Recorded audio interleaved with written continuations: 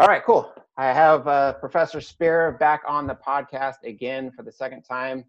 And so you were back on it was about a year and a half ago when we did it. I think it was like April of last year. So it's been a minute since we connected. So just excited to talk to you and see what you've been up to, because I know you've been busy working on some stuff and doing some things. So just thanks for giving me a few minutes of your time and coming back on, man. I appreciate it. Oh, this is my pleasure, man. I enjoy your podcast and I enjoyed the last time I was here. So looking forward to talking with you. Yeah, cool, sweet. Yeah, because it was like I said, it was like a year and a half ago, and I just re-listened to it, and it was so tough to listen to because the audio came out so bad on my end. Yeah. So if people want to brave that episode, you can go back to episode. I think it was episode episode 23, where yeah, your backstory, and we talked a lot about Ehret and his work and stuff like that. So I feel like we covered that pretty well, but the audio came out so bad. I'm so bummed, but shit happens, right? Yeah, man. You were figuring it out and getting it kind of honing the art of the audio, the online audio. Yeah, I've come a long way. I still have a couple hiccups, but what can you do? So yeah.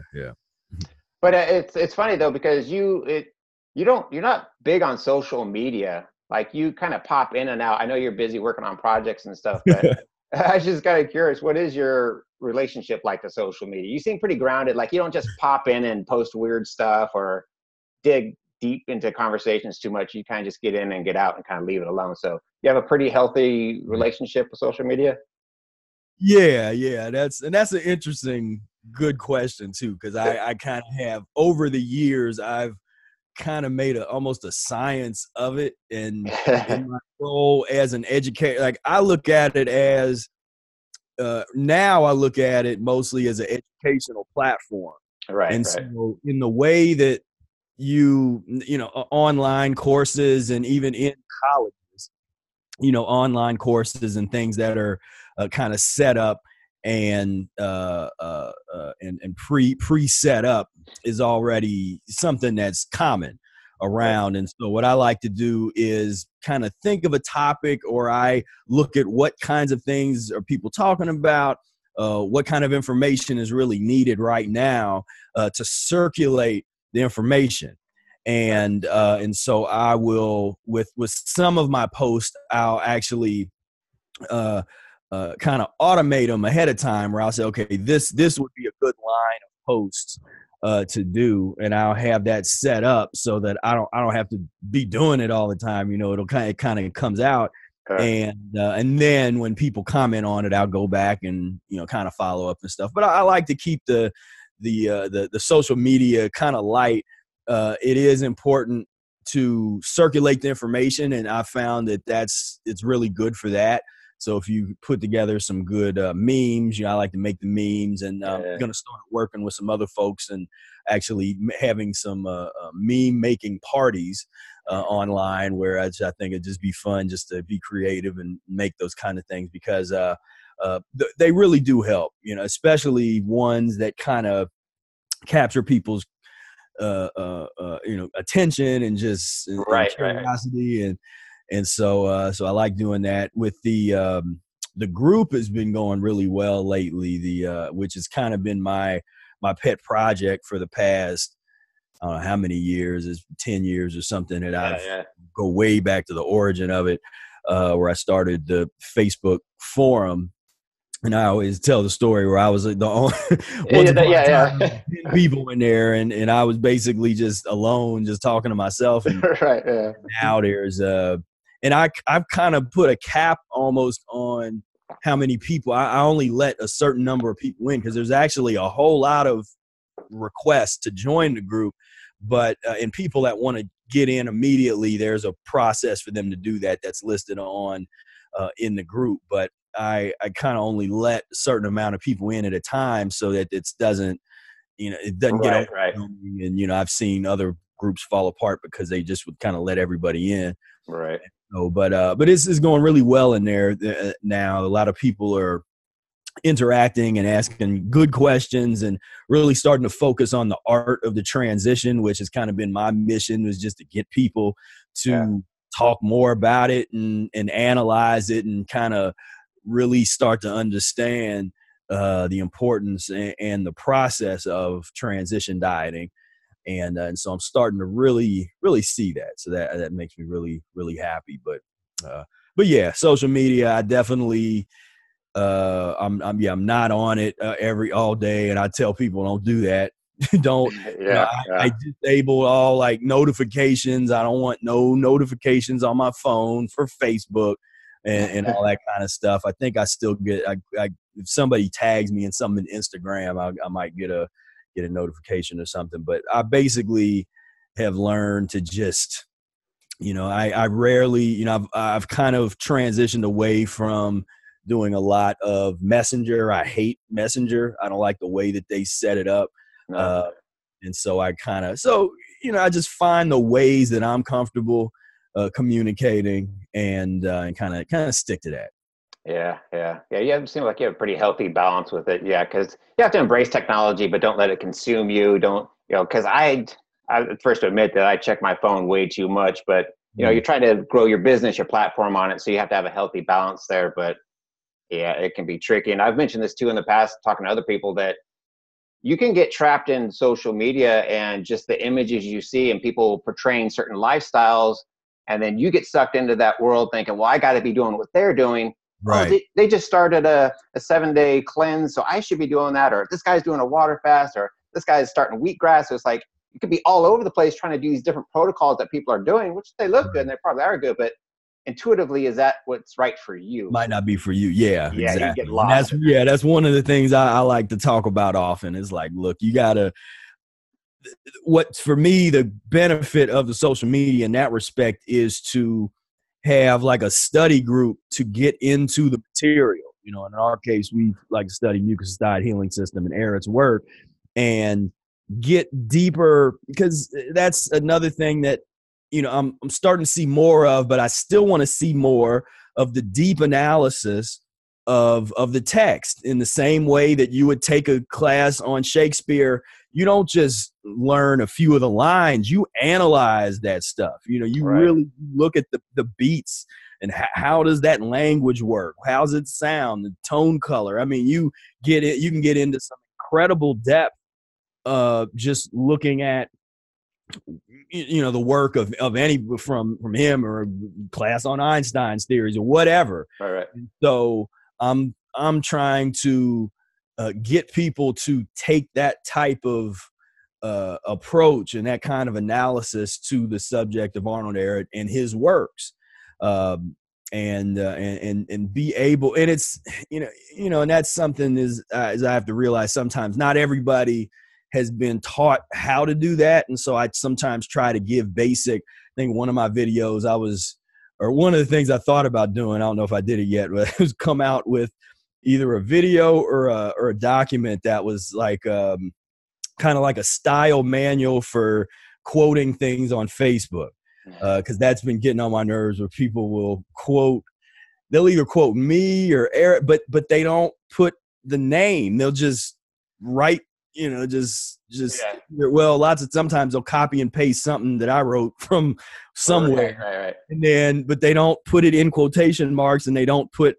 my name credit, where they got it from, and so this is just kind of basic etiquette, but for some reason it's lost right now in this kind of current generation, because I think there's a mindset that everything is everybody's or something, because if it's online, then just copy and paste it and you can Right. yours. But I'm that's where my academic background comes in. I'm like, nah, that's not cool. You always give attribute where it's coming from, and when you look at my post, I always do that. So whether I'm quoting Arnold Ehret or quoting somebody else, I give the quote, and then I say, well, this is where I found it at. So to me, it's real simple, but it's a it's a problem out there on the. Well, it's like a form of plagiarism. So you got give credit where Right. credit's due. I mean, yeah. Yeah. And what they say, like imitation is the greatest form of flattery or something like that. So yeah, I mean, people love to hear that their work's getting put out there. I mean, let them know about it. Let them, Yeah, right. It's perfectly fine, to put, quotes put quote around it, and here's what they said. And then the way that you really do it is you put the quotes, and here's what whoever Ehret said or so-and-so said, and then give your 2 cents. Right, and right. say, okay, so this is what they had to say. I agree, and here's why, or I disagree, here's why, or that's a good point, but did you look at it from this angle? Just Right. again, for me, it's like basic stuff, but we need to get these things together, I think, as a community, so that we can just be better equipped to just deal with the dissemination of information properly, and which will just enhance everybody's understanding in the long run, I think, in my opinion. Yeah, yeah. It's funny, you said something a minute ago about when you first started, these Facebook pages, and you're kind of talking to yourself, and you said something that's always stuck with me. You always said, "Fake it till you make it," and Yeah. I've done that, and Right. what else are you gonna do? So that always pops in my head for some reason. That just kind of, you look like you're living a lifestyle, and eventually you probably will. So fake it till you make it. So Yeah. So hey, whatever happened to our friend Bo Yi? She was like, you're talking about people, dissecting and teaching and doing like some classes and stuff. She like disappeared. Whatever happened to her?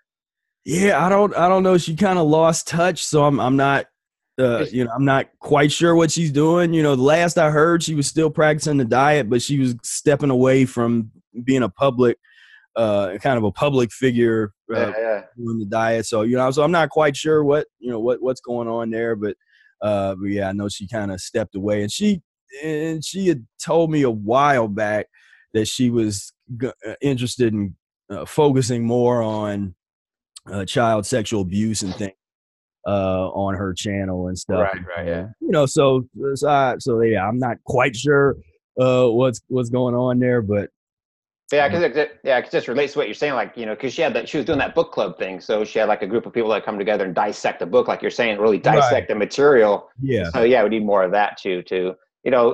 You take in the information, but you got to actually live the information to experience it, and don't always take everything at face value. Question it. Experiment with yourself, like you guys are doing, you and Brother Air. Don't just agree with everything. Question it. See if it works. See what's happening. Right. I wanted to talk to you. So I just watched a video that you had done maybe a couple months ago with John DePass.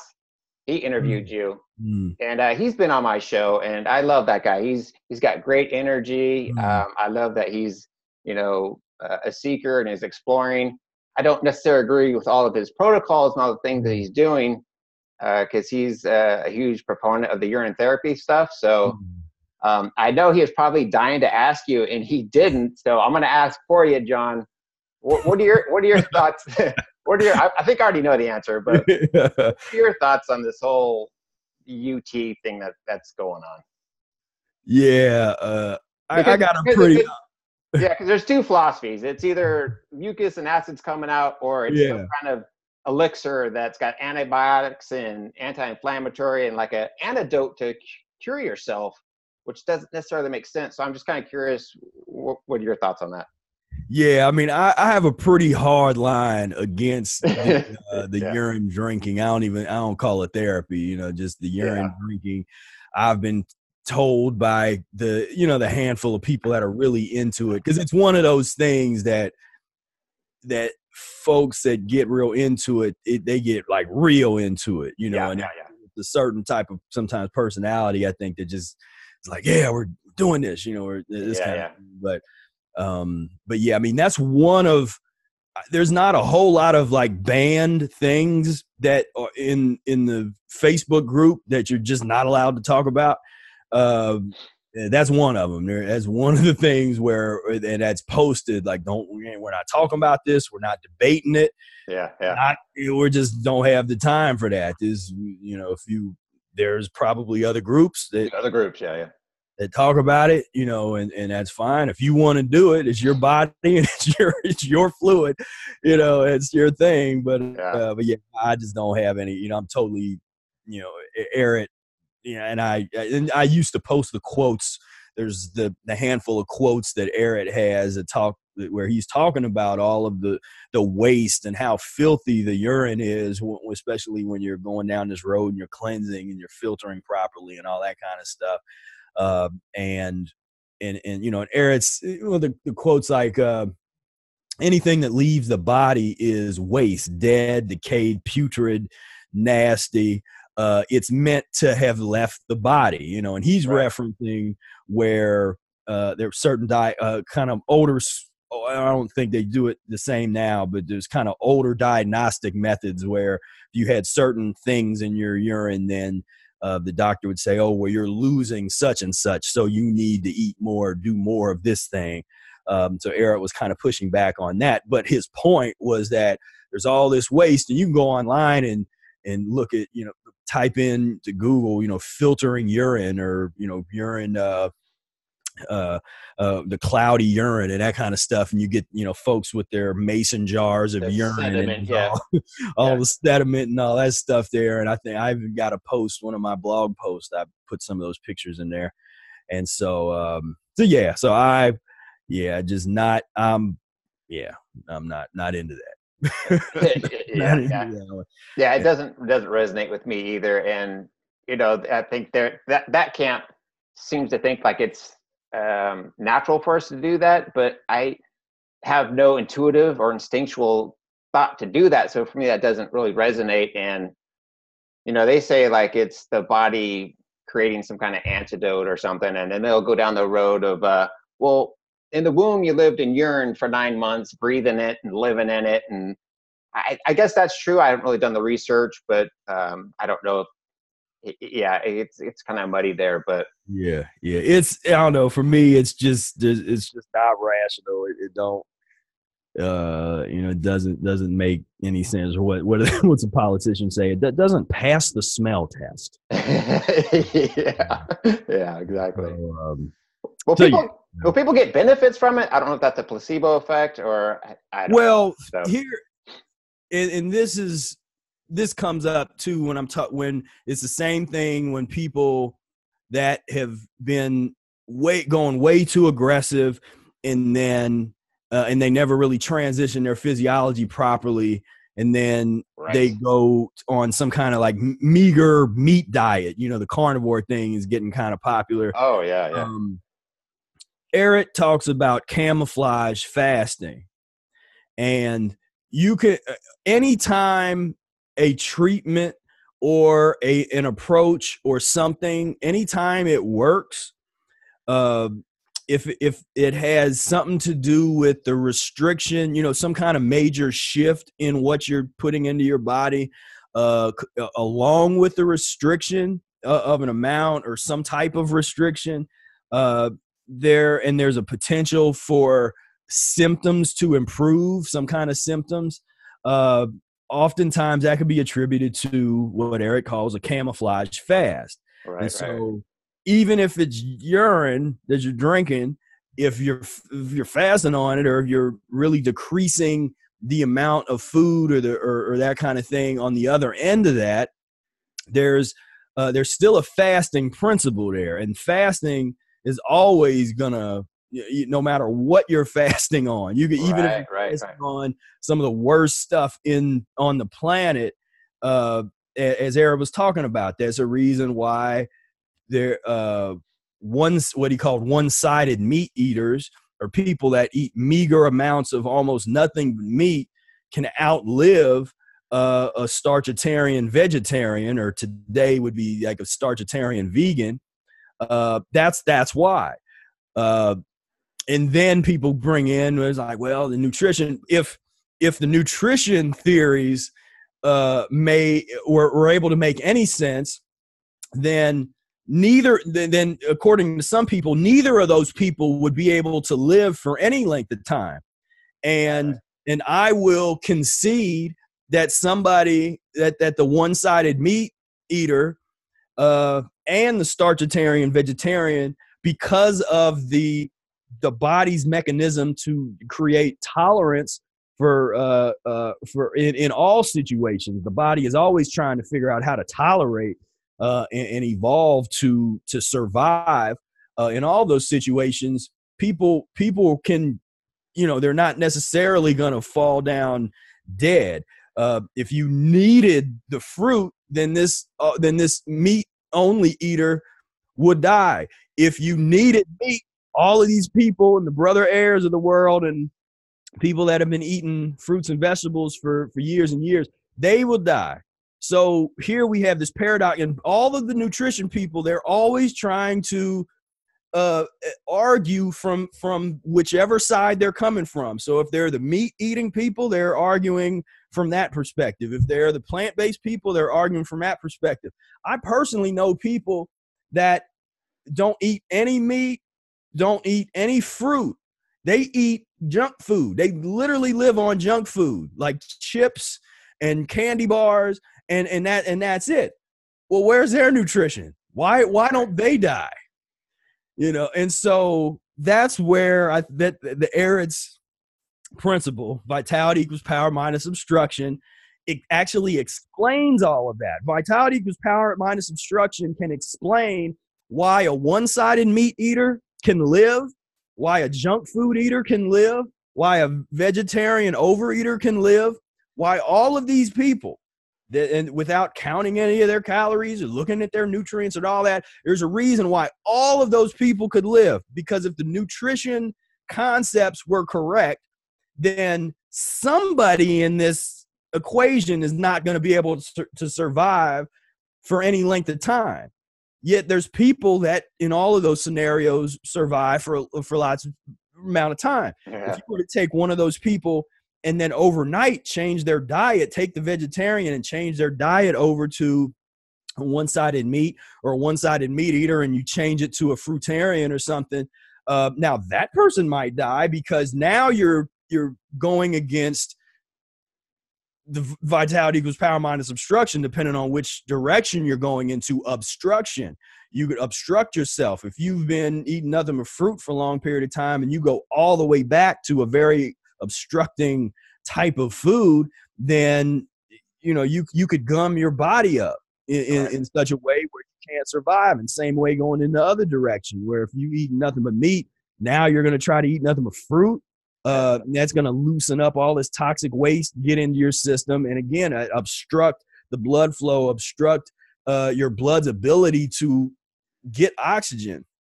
And but that's what I love about Ehret's work, and that's why I tell people this is the kind of analysis I'm talking about. You can take these principles, because Ehret didn't necessarily lay all of these things out, but he laid out some general principles, and when you take those and you start to analyze, and like you said, put it to the test. And you can do through thought experiments, but you kind of put it to the test, and just based on logic, you say, well, okay, well, what? Like I said, why is it all of those different scenarios? There's so many different people in the world that eat so many different, very, very different types of diets. Yeah. And they all live, and they to to various degrees, and yet there's somebody from some other opinion that's always saying. And I used to hate those National Geographic, those old videos where they would go to some people that were thriving in the wilderness somewhere, some indigenous people, but they always had to say something about their diet being deficient. Like, how can you say their diet's deficient? They're outliving you. Yeah. They're stronger and faster than you, but they're deficient, and so. Right. Yeah. Well, I get how fast does our physiology change? I mean, if you live in a certain region, you're going to be in a symbiotic relationship with the microbiome in that area. So you might be, well adapted to a certain type of diet. If you go somewhere else, you might feel some kind of effects from that because the microbiology is different, right? So your inner terrain is going to have to adapt and change to the microbes on that food that you're going to be eating or what have you. So, it could be. You think there's one diet for everybody, or is it going to be different according to your region and location and the microbiome? Because that plays a huge part in it, right?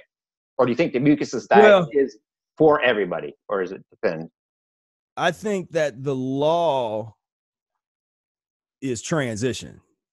And so no matter what name you put on it, Because Right. there's people that practice what we would call a mucusless diet healing system, and they don't know it. Right. Right. But Right. they're transitioning. They're just either their surroundings or their intuition, but they're transitioning themselves away from pus and mucus forming foods, but they're not doing it overnight. And so the people that don't think about it, they might only eat meat once a month for a year, and then they stop eating it altogether. It's only when you start to kind of impose the dogmatic kind of things that have been created in the raw food movements and these different diet movements where there becomes this obsession with getting to where you think you need to go as soon as possible. And there's, in many cases, just totally devoid of any transitional thought. So I do think that the human species, in the best case scenario, should be eating.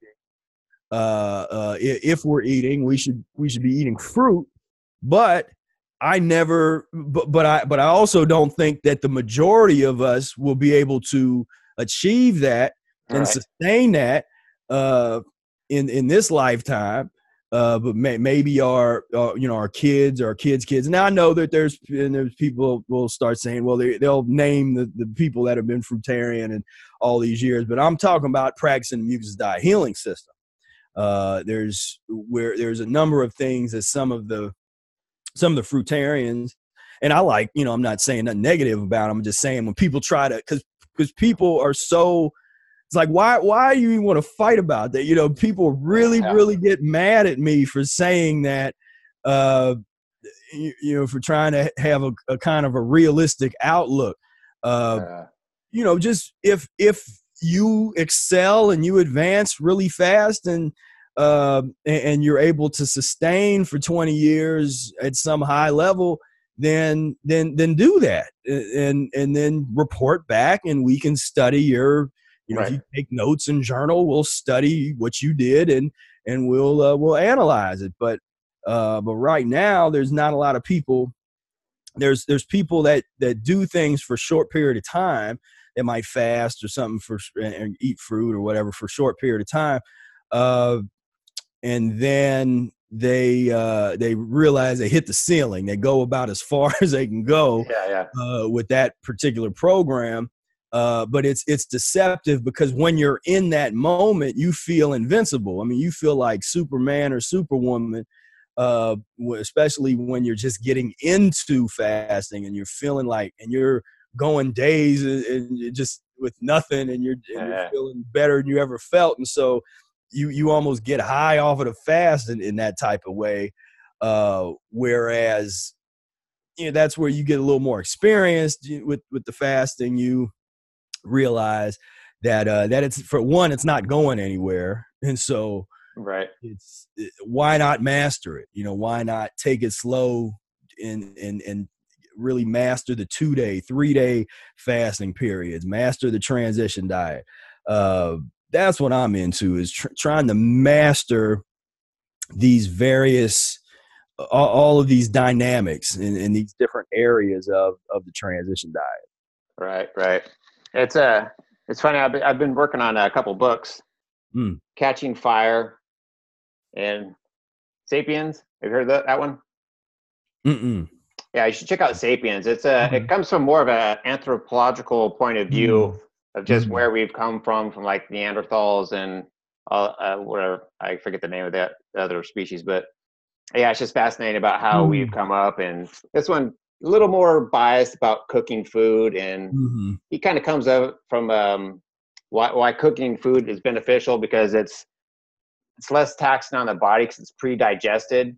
So he's looking at more from a caloric expenditure type of thing. Right. So cooked food is, less taxing on the body, which kind of makes sense, but kind of doesn't, because then once you manipulate the food and then cook it and denature it, then the body has to kind of reformulate it and assimilate it. So that's taxing in itself. So, well, but that's where I think Ehret's approach to that is better than anything I've seen, because there's not a hard line. The one problem I have with a lot of raw foodists is they they take this hard line as if all cooked food is created equal. And so it's either cooked food or it's mucusless. Right. Not like, no, that's not, cooked ham is a lot different than some cooked kale. Right. And so yeah, so that's a thing, but because there's just certain items, because that's part of the art, is learning how to prepare. If you're really into that part of the transition diet, you don't want to overcook the stuff, but you don't want to undercook it either, because there's certain things that need to be, if you're baking a sweet potato, it needs to bake long enough. It has to be really baked, because you're baking the starch out. And so with some of those vegetables and the fruit, when they're cooked, you are making it easier to digest, or making it digestible. If it's a vegetable that's raw, you shouldn't be eating it. And so, but those are all, just look at those. That is tools at our disposal in terms of the transition. Right. To kind of change topics here a little bit, I'm kind of curious to see, like, who are you following these days? Who inspires you? What health gurus out there do you see are doing some pretty interesting stuff? Like, are you following anybody at the moment? Like, what's kind of sparking your interest? I mean, honestly, I'm really not following anybody No. in terms of like the online realm. I've,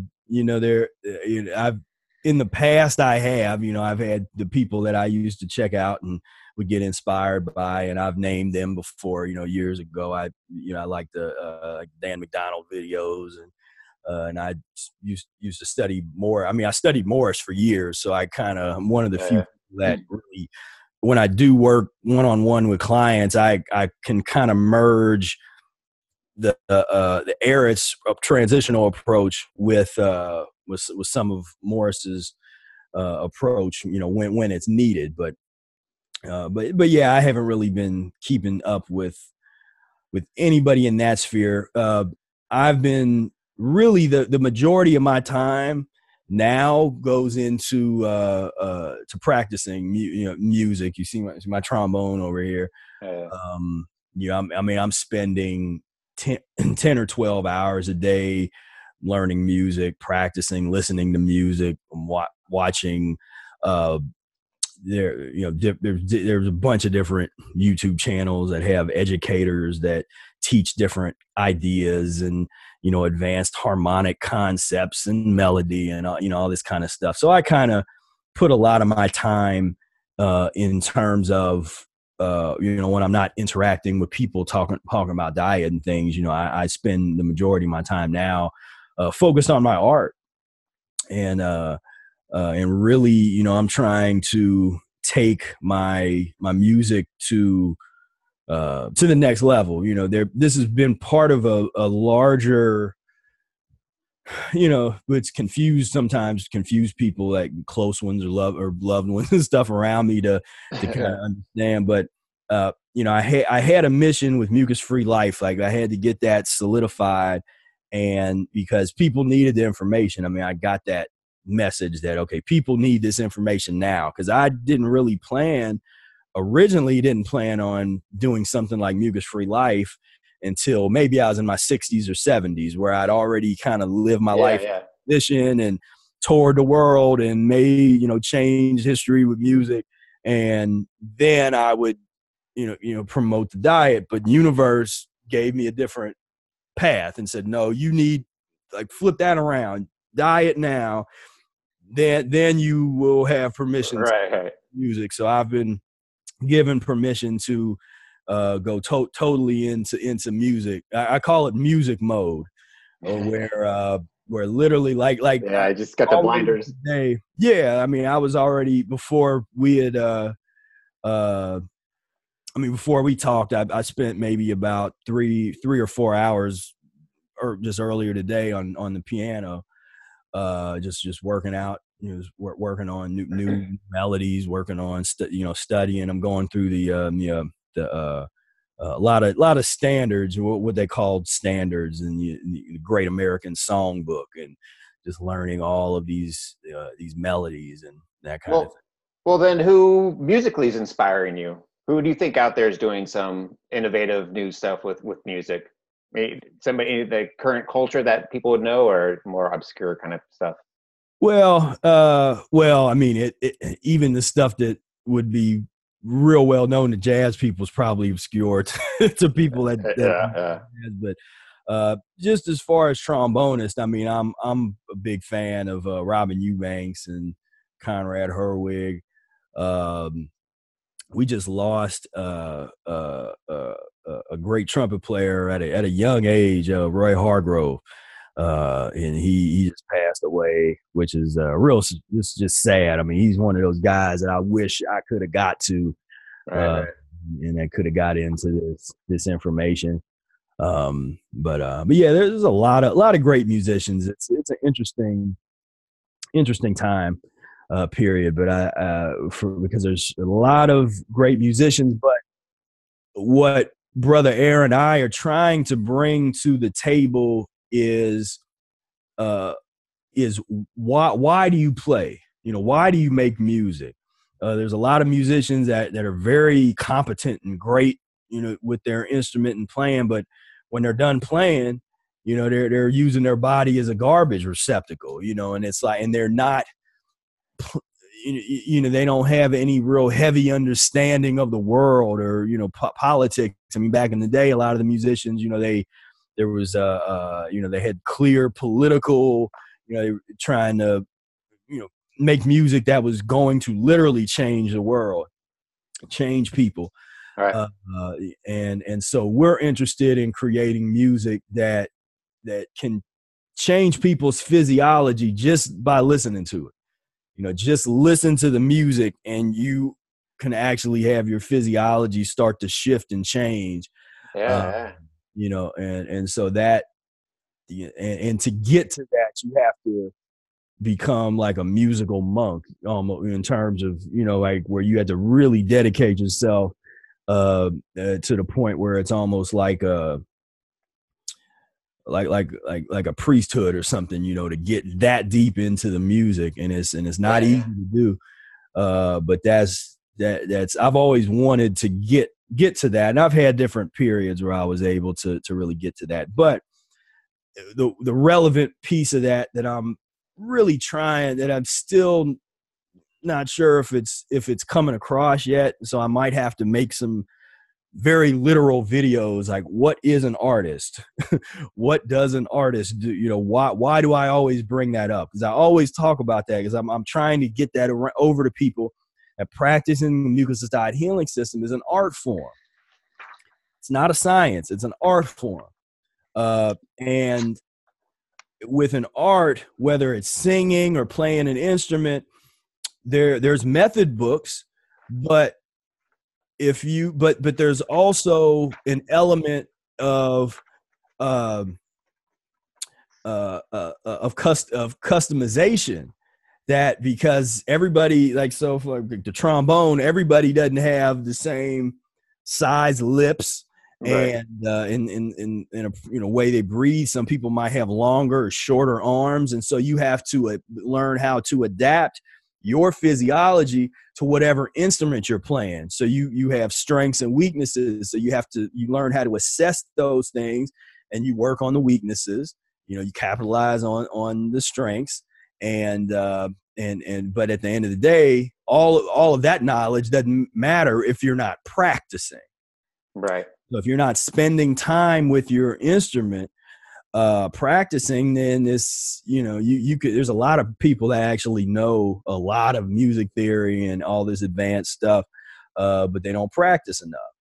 And so, so that's kind of what I'm into. So that would bring me to, I spend a lot of time with, John Coltrane, a lot of people that have passed away, so you got John Coltrane and Miles Davis and, I could just sit here and naming, Yeah, yeah. Ken Burns. What's that? yeah, just name a bunch of guys, but yeah. Well, So as far as right now, I mean, that's where I'm putting my time at. Is I'm really, really want to become the best musician that I can be. yeah, yeah. Well, you said a couple interesting things there. So you talked about, music having a physiological effect on the body, because we know that certain megahertz, certain vibrations have an influence on our cells, make our cells start vibrating differently or something like that. Because I think certain frequencies have an effect on the body. And so, like you're saying, if you could do that through your music, and that also made me think too. You said about art and expression. It comes back to the phrase, does art imitate life, or does life imitate art? So if you can create a music that would influence, a physiological level on people, then life would be imitating the expression of art, and we could change physiologically through the music in kind of a weird way. I don't know, maybe that's yeah. And I've seen that. I mean, that's, if you study John Coltrane, I mean, if in terms of, when people ask me about just changing your mental thoughts. Yeah. Well, and that's what's fascinating about when you listen to the music of John Coltrane, especially late Coltrane stuff, it changes your mental space. I mean, you can't you can't listen to that music and be thinking about sadness or death. Negative. It totally elevates your consciousness. Right. And that's what I was actually had an interview yesterday for I don't know if I'll be selected or not, but somebody had recommended I give a TEDx talk. Yeah. That'd be awesome. And it's gonna mostly be about music, but I had the interview, and that was kind of, and I was kind of getting into that where because I want to try to bring the music and the artistic process to the people, because what's happening now is the masses kind of consume it's like McDonald's music, like McDonaldization of music, where there's people that sort of craft this stuff with all this ear candy, and they create a little cultural vibe around it, and say, okay, you're this age, so you're supposed to like this. Right. Supposed to listen to, if you want to be in the in crowd, you got to listen to Taylor Swift or Miley Cyrus or whoever it is. I don't really follow all the pop music too much, but it's not all bad. I mean, a lot of it, I can't say a lot of good things about a lot of it, but the problem that I see is that there's a lack of freedom for the listener, and a lack of creativity and kind of depth of thought that emerges from that kind of music. Whereas when you're listening to some music that's heavy, you listen into like the John Coltrane stuff, or you can get into some of the more funky kind of things and stuff, or even the early hip hop that merged jazz and hip hop. Hip hop, they actually at one point when they were naming hip hop, they almost named it like jazz hop, because it comes out of jazz. If you go back to like the Last Poets and Gil Scott-Heron and kind of the forefathers of hip hop, it's coming out of a jazz tradition to a certain extent, but there's a substance there. And you listen to Last Poets, that's some heavy stuff, man. The stuff they're talking about, and they don't pull no punches. Right. And you would never hear anything like that today on the radio. You could hear people maybe with filthier mouths or talking about, they'll let people talk about, fornication and all that kind of stuff, but don't talk about overthrowing the system. Don't talk about taking out your oppressors. Don't. Yeah, right. Don't be free. Now, right, don't be free. Don't think that you're free. So that's why I think art and music and getting deep into the heavy, you know, that the heavy, this, because we're talking about sound and vibration, and that's why it can be so influential, because because on one level you have to, I notice, you know, the cleaner you are, the vibrations just hit you in a different way, because you're vibrating differently. You know, physiologically, you are vibrating at a different frequency. Right. So yeah, so there's a definitely a science there to look into, but it has to be done. And there's people that have tried to look into some of those things, but it always falls short because they're not dealing with the Mucusless Diet healing system. You know, they're dealing with not, you know, we got to look into that in terms of, okay, what kind of music does that physiology produce? You know, when you have Right. Right. that really, you know, takes it to its highest level, coming from that. And that was the original goal. And we're starting to get back together again and rehearse with the Breatharian Ensemble. And so that was part of that, you know, part of that is to really, you know, use music to just elevate on all levels, elevate consciousness, elevate vibration. Yeah. Uh, Yeah. you know, it's deep. It's a deep thing. You know, I mean, you know, Yeah. music is why I'm practicing the Mucusless Diet. I mean, I got into the diet by way of having been a musical artist in search of the formula for being a better musician and artist. And when I met Brother Aaron, he basically laid it out saying, look, if you're trying to play an instrument, your body is an instrument. So how are you gonna play that thing if you don't Right. put your Right. body together? And so that made all the sense in the world to me, where let me spend, and I spent years like, okay, I'm working on my body first. And I still worked on my instrument, the trombone, but I didn't necessarily spend the type of focus that I would have if I wasn't worrying about the diet. If I was just going to Burger King, but I was spending, you know, 18 hours a day practicing, you know, I started really focusing on the body. Now I'm having the kind of focus, you know, the kind of, with the practice sessions that I have now with music, it's like it's like I'm like an hour of me practicing is like 10 hours of practice. I mean, in terms of what I'm able to get out of it, because there's a clarity and an understanding of what it is I'm trying to do, and what the vibrations are doing, you know, how I'm, Right. Right. you know, basically trying to be as unobstructed as possible so that the vibrations flow out. Um, and so that's and that also works with this, just talking about the diet and other things. You know, that was something that I had realized in the early years, was as the obstruction started to move, there was something that was coming through. It was like I was channeling something, because I was just noticing that even with just talking about the diet, it was like there's not a lot of other people that are talking about it like this or thinking about it like. Right. Right. And so I don't, I don't give myself credit for anything. I'm just trying to just be a channel for whatever this vibration is that's supposed to come through. You know, my job is just to get out of its way and Yeah. Yeah. let it flow, you know. Well, I tell you what, though, when NWA came out with that song "Fuck the Police," I was like, "Oh no, here we go. This is it." Yeah. That's what you're Yeah. talking about. Yeah. How that Yeah. can change our thought process and question things, and you know, just culturally, kind of like, okay, what's happening here, and it wakes you up. You're like, yeah.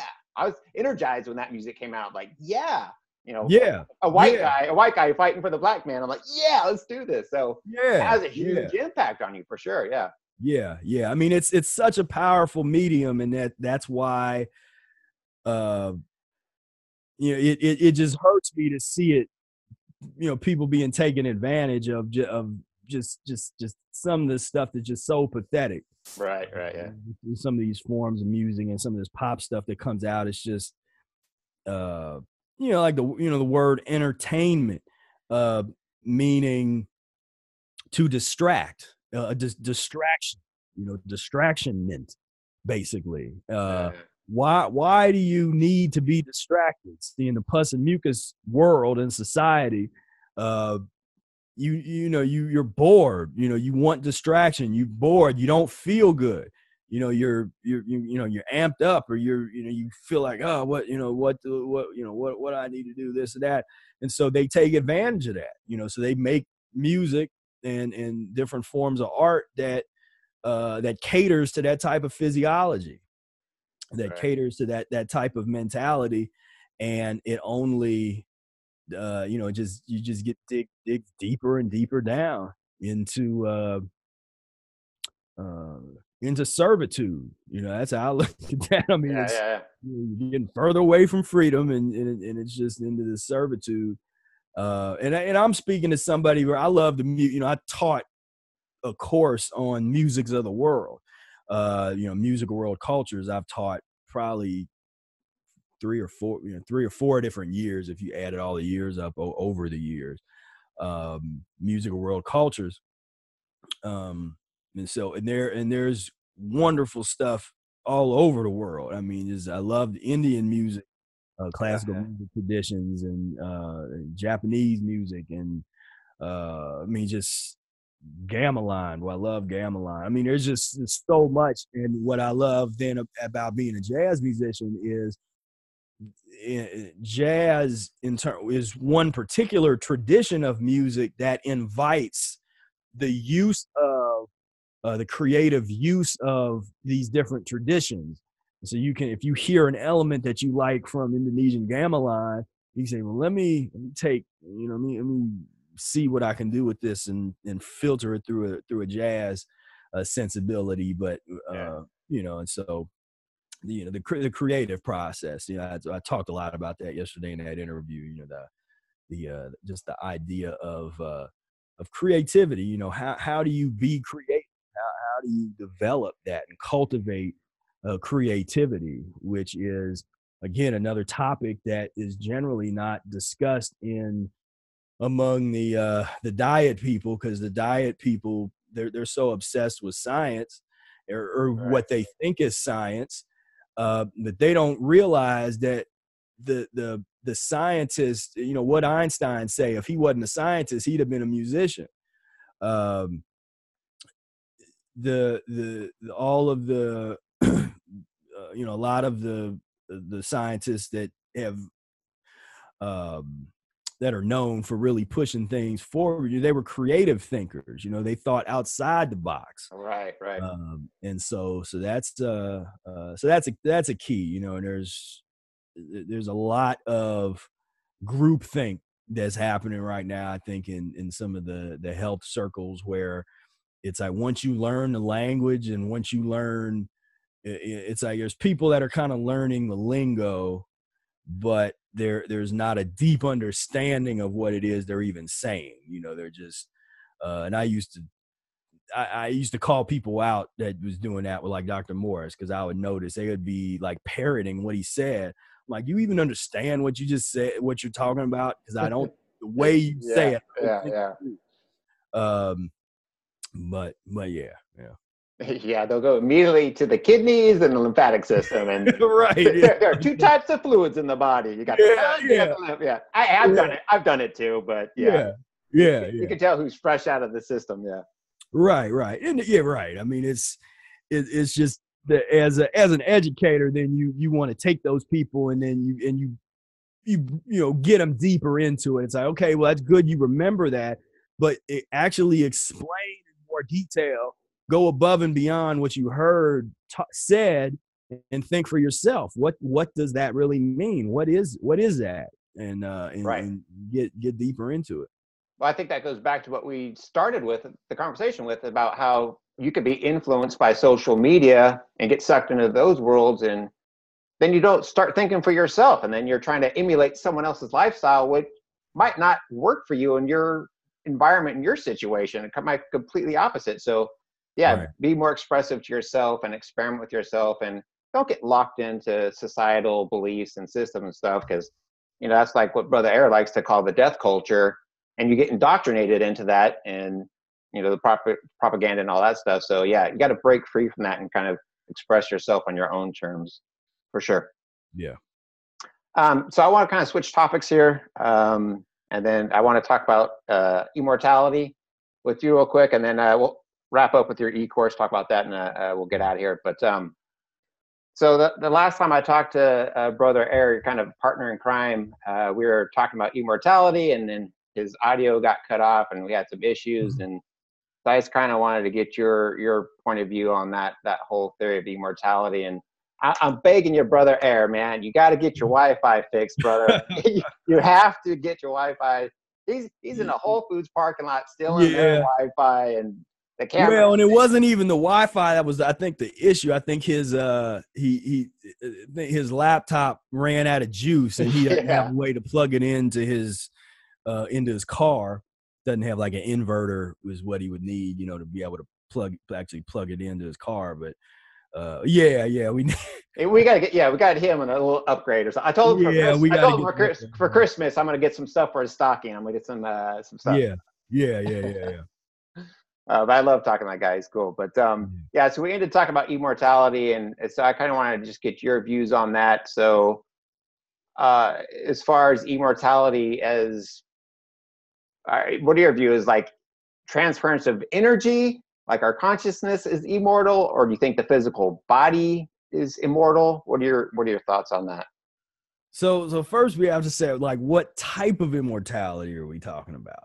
Right. Because there's various types of immortality. And so if I frame it, let's first frame it as in the mythology section. And so we get into our Joseph Campbell mode and start looking at the different myths of history and of the world. And I mean, most cultures that I know of, that I can think of, have there's a saying among anthropologists and people that study culture that if you have no mythology, you have no culture. And most mythological that I can just think of in my head, I can't think of one that doesn't have some form of immortality as a storyline, or has beings that are immortal in some way, shape, or form. Right. And so, or a concept of it, or a concept of nature is there's a higher power or something. Yeah. So there's a lot of different variations of what it means to be immortal. One interesting version of it that to me is when you get into, I think, some of the Eastern philosophy and figures, like somebody like a Babaji, where that's an interesting type of immortality that is expounded there, because it's been a long time since I've read those books, but if I'm to remember correctly, like a Babaji type of figure is somebody who is able to sustain themselves in one physical body for a longer period of time than the average person. For hundreds of years, they can kind of maintain one physical body, and then they have the wherewithal and control to know where it is they will come back at, where they can actually, they will, hook up the parents and say, okay, this is about to happen, prepare, get ready. Right. They know where they're coming in at. Now, there's some people that if you read the Jesus story from that type of kind of more Eastern perspective, there's some people that look at it like that say, well, this was somebody that they knew. That's why the three wise men came. They knew they knew who he was, because they knew who he was before. So some cultures have that tradition of saying, okay, we think we know who this person is that's being born. And so that is one form that could be one form of immortality, in the sense of like reincarnation. Yeah, it's like a reincarnation where you know where you're coming back at, so you can have somebody that kind of fills you in. or if it's somebody that has the ability to not forget who they were. Right. There's on one of the first Breatharian Ensemble album, I think in the dialogue in the very beginning, I talk about that, humans have forgotten who we are and where we've come from. And I also maybe talk about that with that's kind of the point of, if you watch the hour-long Breatharian Ensemble performance that we did, that's online, the middle section, the fable of Ehret. I basically created a fable where there was a community of immortal beings that were not only immortal but never physically died. They had just never died before, but one of them kind of got away from the pack and for some reason was compelled to eat, and they'd never eaten before. These were people that don't eat and don't die, but for some reason this one felt like, man, just failed to eat a grape, and so ate a grape and then passed out and fell asleep for 5,000 years. And then when he woke up, he was confused. His skin was paler and his hair was all, messed up and kind of straightened. And, it was like his body had been totally different. And he kind of didn't remember who he was. He didn't remember who he was or where he came from. He was just totally confused, but he still had the gift of song. And so inside him, he could still hear this song that he used to sing, because that was what he was known for, was just his beautiful singing. And so he started singing this song, and the children of the sun came to him, or basically his relative that never died. They came back to him and they reminded him who he was and said, okay, look, this is what happened. You ate this. You fell asleep for 5,000 years. So, and so they reminded him who he was. And so I think that is what a lot of us are trying to do. We're trying to remember who we are, who and what we are. And so that's, I think, to me, a huge part of this. And that's where, music definitely helps in that sphere, because I think that the science part of that, and I encourage studying science. I love physics. I just love physics. I'd like to study more chemistry than I have, but I love physics. I love and just study all those things in the theories. But you have to understand is gonna be limiting. And so when you want to get to a deeper understanding, you have to again get outside the box. Right. And the arts and music has the potential to do that. And there's some traditions that really get into vibration as the key way to elevate your consciousness. When you meditate, they have you singing certain intonations and becoming a self drone and focusing on a certain thing, and a lot of some out of body principles and things get are taught through that type of way. For a lot of musicians and for myself, that you almost take that for granted. I mean, that type of experience becomes where you can easily access that, as long as you can get to your music.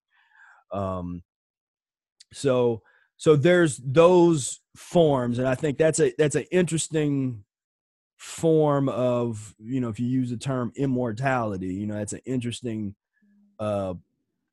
version of it. Now, what most people are probably talking about when you say, well, immortal, they're talking about physical immortality, of the body. Body, right.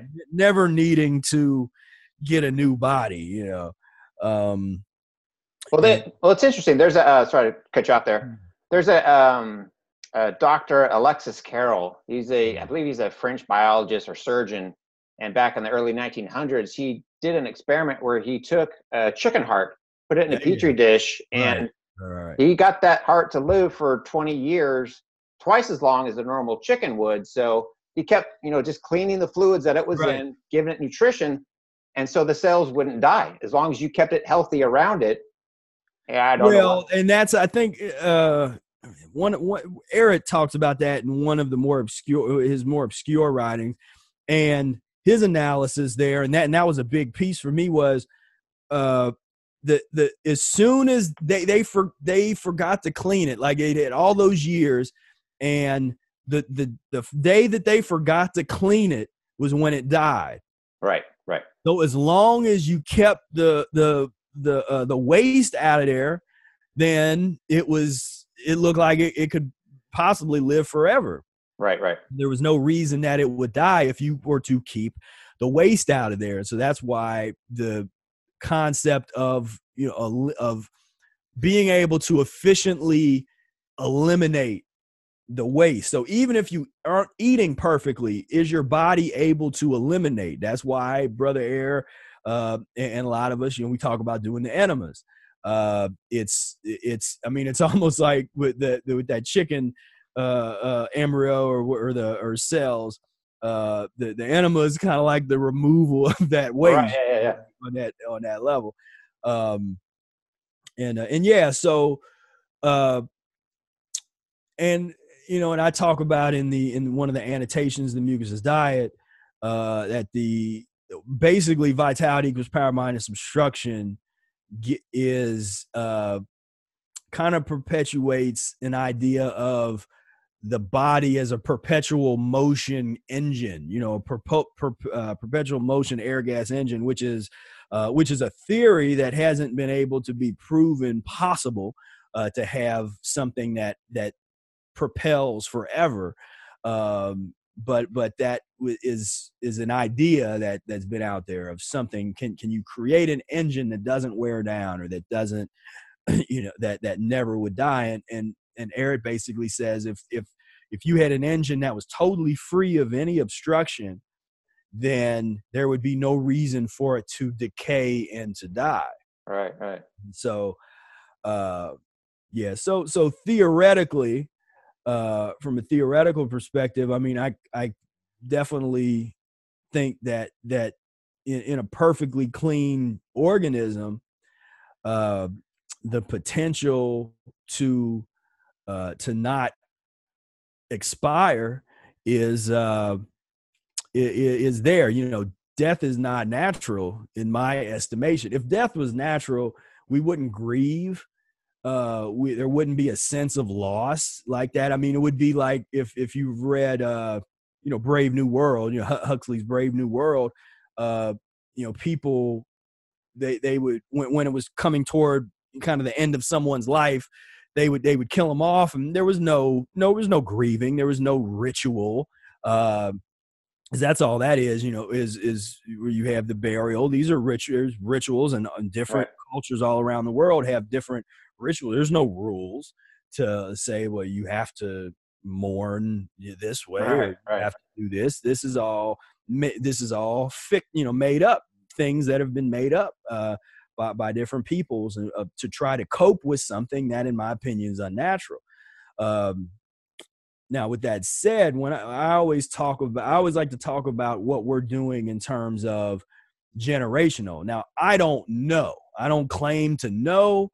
I could tell you what I believe, but I don't know. But what I do know is that through transition, we can transform not only our physiology, but transform our entire bloodline if enough time lapses. Right. So that's all we have control over at my estimation at this point, is we can transform our physiology. And then when we have children, we teach them how to transform their physiologies and help them transform their physiologies. And when they have children, they'll be transforming. So if the change is done gradual enough and permanent enough, within several generations, you can have superhuman people, super babies. Nobody has that. I rarely meet somebody that even mentally has the patience to even think like that, which is disheartening, because to me that's where we should be at. We should be thinking in terms of generations and permanent transformation of the human species. Everybody is way too into themselves and way too egotistical and obsessed with, I want to be a fruitarian, I want to be a breatharian, I want to do a 90-day fast, I need to do a 40-day dry fast. Why? Is if there's a physiological reason to do whatever it is you're doing, right. Great. I've done long fast. I don't promote them because there was something that I needed to do. But if it didn't go well, I certainly wouldn't blame Arnold Ehret, which is the problem. That's one of the reasons why I'd say don't.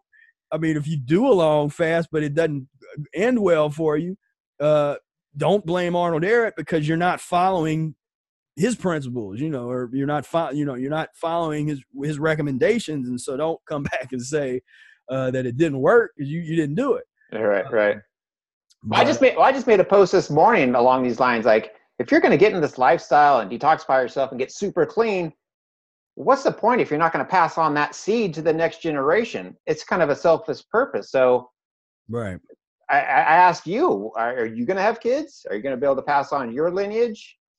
I mean, yeah, I mean, that's one of those, universe. Is that important to you? Is that important to you to pass on, or?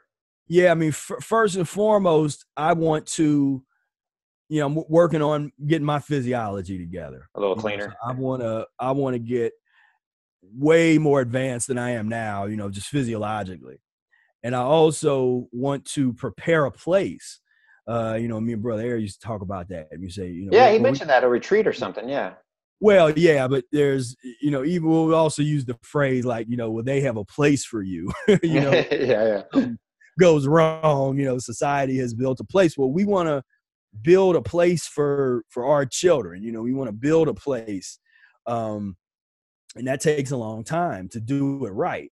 And so when the time is right, we will see what happens. But right now, yeah, I've just got to get the physiology together, get and try to get an environment together that is fitting for raising children. But yeah, but that's kind of my thing. Everybody has their own, they kind of have their own approach to that and the way that they think about that. But yeah, I mean, it's important. It's really important. I mean, is it going to get to a point where, I mean, if we have people like you out there, super clean or cleaner, does it get to a point where we get so sick as a species that we need to start mandating people to pass on their future generations? So at least we have something in place to pull us out of this. You know what I mean? Well, how like you hear like yeah. in the times everybody's got to go in the bunkers. They're going to right. The thinkers, the scientists, the doctors. Yeah. Have a couple of fruitarians too, because we need some people. You know what I mean? Yeah. Well, I mean, yeah, and that kind of thing. It also depends on who's in control. right. Who's, because if there's someone that's mucusless that has some kind of influence over what's happening, you're going to have a much different plan and a whole different kind of clarity than if it's kind of based on the pus and mucus type of leadership. What I kind of foresee, what I think is going to happen is the extremes are going to get so pronounced and so divided. So on one side, the eating is going to get worse than we could ever imagine. I mean, the types of combinations, the amount of food.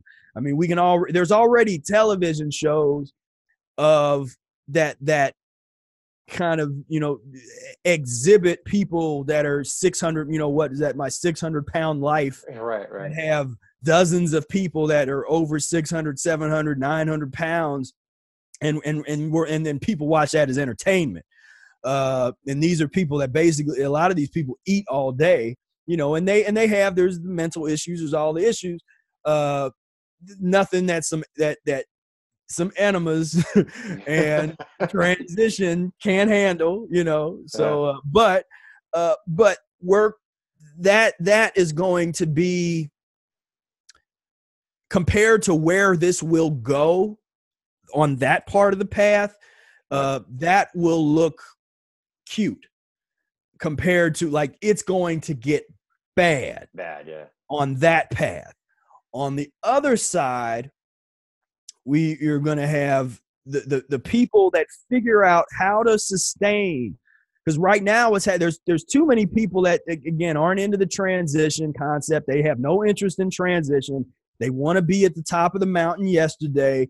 They're not going to make it. They're, unfortunately, they're going to end up in the anti fruit Facebook group or something. They're gonna so there's going to be unfortunately there's going to be a large percentage of folks that don't make it on this path, on this side.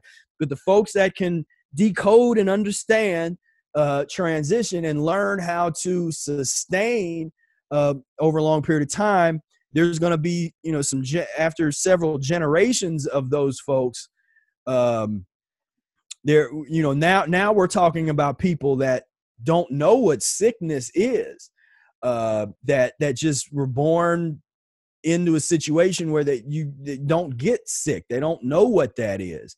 We can get to that in a couple generations. Who's got that kind of patience, and that's going to be the factor to look for. Right. But I just see it's going to get so pronounced to where it's going to be interesting. And so in large numbers, you watch one of these videos on pandemics and stuff. I mean, there's going to be a situation where there's a lot of people lost in large numbers. Now, people always want to make that into like an end of the world kind of thing, or like a religious thing. And I'm just saying, no, this is, first of all, these things have already happened. It's like, this isn't anything. I'm always, every time I look it up, because I forget it, the percentage of Europeans that died. I mean, it was more than 50%. It was a huge percentage of the population of Europe died in a matter of, a couple hundred years with those plagues. All right. So, human extermination, for those that aren't anywhere near the natural path, is something that is happened before and will happen again, and it's not going to be pretty. And so what we're doing, I mean, I look at, we are trying to create a reality, because if anything, we have to balance out, when you have TV shows, My 600-Pound Life, you got to have a Brother Air doing some, doing some 80-day, 8-month fasts and stuff. I mean, you gotta have something like that, because there's going to be some kind of balance, and so it's and it's unfortunate that so many people are going to have to, that sickness and illness is going to have to get even worse and crazier, and with all the drugs that are being used to suppress symptoms, and so then other ailments come out of that. I mean, it's gonna, as we just sometimes simply say, it's bad. It's bad. It's gonna get worse. But for those of us that have already found this path, we're doing the work. That's all it's about right now, is us doing the work. Right. I mean, at the end of the day, you're either doing the work or you're not. And so that's what we always try to focus on, is, just trying to do this work, trying to transform what we have control to transform, our own physiologies, share our journey and our knowledge with other people, and the benefit of the community. And and try to build something that is bigger than ourselves, build something that's going to stand the test of time, as they say. Yeah. Well, when you build your secret compound and I come knocking on your door, don't forget Brother Chris, man. Let me in, man. Yeah, most definitely. All right, cool. Well, why don't we plug your e-course, and I'll let you get out of here, man. Yeah. I think we've been going long enough here. So you've been busy working on this e-course. Explain to us what's going on with that, and what what that's all about.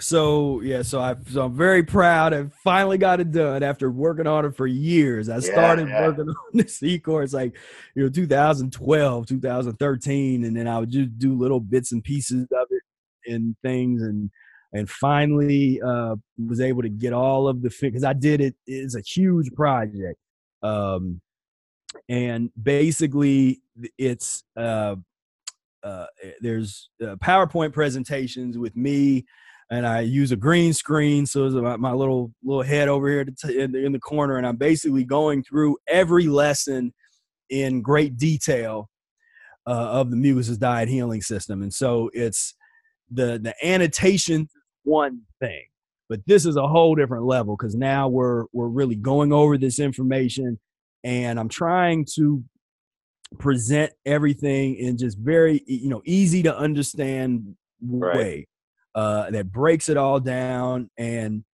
no matter how many times you've read the Mucusless Diet, there's probably going to hit on something that you've never thought of or that you've never heard of before, or something that you overlooked. And so it's pretty it's pretty in depth. It takes, right now the way it's scheduled, when you get it, you get a new lesson every other day. And so, and it takes 2 months to get through the whole thing because there's over 30 modules. Oh, So wow. each Wow. module is a lesson. And so so we start off, it's like the introduction, and then we do lesson 1, lesson 2, and pretty much everything that we provide, all of the electronic versions of the books, electronic, there's a food prep. I made food prep videos, which I haven't released on anywhere publicly, but we did I think 12 or 13 different recipes. So I'm Nice. juicing, and I show how to prepare different things and salads and all that kind of stuff. So food prep videos in there. And also was real useful. Even if you've watched a lot of my YouTube videos, we organize the relevant videos with the new content.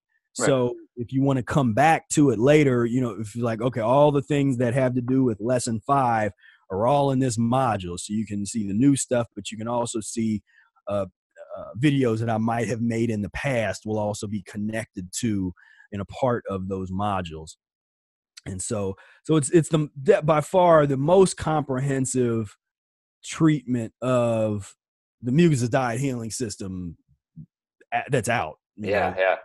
Maybe you go back to Arnold Ehret's when he was teaching the course himself, because the Mucusless Diet healing system book is basically just a textbook for a course that he taught in person.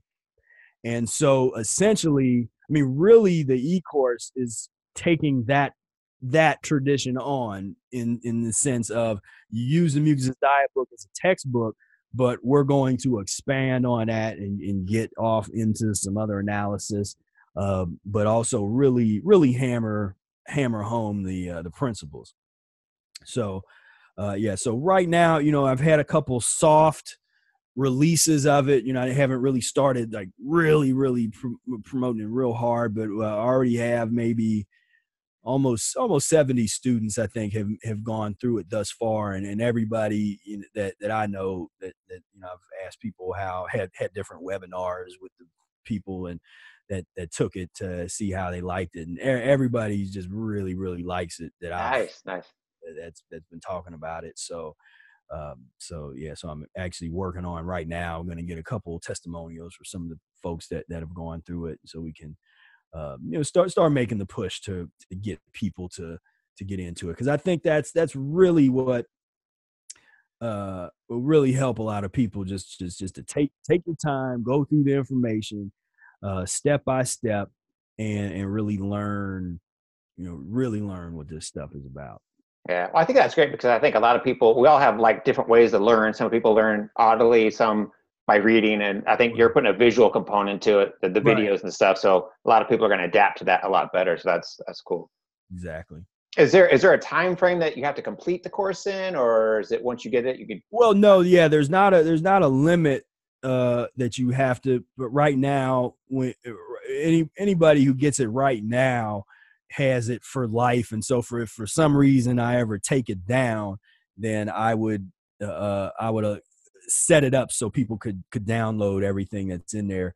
But maybe in the future there might be some limit where you would have Right, access right. to it for a year or 2 years or something. You would have to pay another amount or something. I think that's what um, David Wolf does with his thing. You have to like pay once a year or something. But Yeah. but right now, yeah, if you get in, this is the time to get in right now, because it's the pricing isn't going to be cheaper than now. Yeah, yeah, right. This is the opportunity to, if you are at all interested, I would say go for it now, and you will be ahead of the curve, definitely, when it comes to mucus diet healing system. You will know more than almost anybody when it comes to that topic, because Right. it's just we get really really thorough. Now, at the end of this, do you get like some kind of certificate or something saying, "Hey, I completed this course," so people can add that to their resume of, being a health practitioner? Like, "Hey, I completed this course," so you could stand out in the community as a healer that I've finished this course. Yeah. It's not, this course isn't a certificate course, but you do get a certificate of completion. Right, right, right, yeah. You can say that, yeah, I went through Some this. credits, yeah, yeah. Yeah, it's like right. And Okay, so cool. in the future, that's something that we will have some kind of, I'm still thinking about how I want to do it, but because I want to start really kind of training more one-on-one or with small groups of people, really training them more intimately in terms of the actual coaching process, because that's kind of a different, I have a unique approach to doing that's based directly on the mucusless diet, and I know that it's different from everybody else that people that either come out of the Morris tradition or Dr. Sabi or any of those people. Like, the approach that I take when I'm working one-on-one with people is directly coming out of the mucusless diet healing system, but it's very different from what everybody else is doing. So I want to, I do want to teach people to do that, so that more people can incorporate that into whatever it is they already do. Yeah, yeah. Brother Air said it perfectly. He's all, "You can't go to a detoxification course for a weekend and be a detox specialist." He's like, Right. what does that mean?" You Yeah. have to live this life, man. Yeah. Yeah, Exactly. yeah. Exactly. You nailed it. All right, man. Well, I'm gonna let you get out of here. This was awesome talking to you. I appreciate it. If people want to find the course, where can they go? So, well, I'll send you a link if you Yeah, go yeah, yeah. to, so you can post the link up. I think, I forget the actual mucus. You go to mucusfreelife.com, I'll put it all in the show and notes too. Yeah. Okay. yeah, because it's still kind of, because what I did for a while was, if people were interested in the course, there was a link where they could sign up as saying, okay, I'm interested, and then I would send them kind of private information on how to access it. But now the course is becoming more public now, so there will be Okay. links and landing pages and stuff that will occur. So I'll give you that. So yeah, you can post that down below. Awesome. Cool. Sweet, man. Well, this was fun, man. Thanks for talking to me. I love connecting. We need to do this more often. So I appreciate your time. I enjoyed it. All right, cool. And you guys are going to do the Arnold Ehret celebration again? Is that going to be an annual thing? Yeah, that's the plan. Yeah, it was this year's the Arnold Ehret Day celebration, very successful. We were real happy how it turned out. We had just the right amount of people came out, because then they were all people that were really into mucusless diet, and really just, it was a great energy at the event. And we recorded it. That's available too as well, if people want to look. Oh, I sweet. put all of those lectures and talks from that event are available for, I think it's like $35 or something I had it at. But yeah, that was a great event, and we're starting to, we need to start planning for next year, because we're going to probably do it at a, you know, a different location and, you know, kind of Better venue, yeah. time. Yeah. But yeah. And when's that, in August? That takes place in August or something? Yeah, July. Oh, July. Yeah, the end of July. Yeah, Okay, because Arnold Ehret's birthday was July 25th, even though it's a lot of people think that it was the 29th, and I still got to write that article because there's a discrepancy on Ehret's birthday, and it's misrepresented in a lot of places. But yeah, but we just sort of represent that whole, whenever his birthday was, you know, we represent that time. And so yeah. All right, cool. Sweet. Sounds good. I'll try and make it out this year or next year. So, all right. Yeah. Awesome, man. Well, thanks for giving me your time. And I look forward to talking in the future. All right. Enjoyed it. Peace, love, breath. Bye.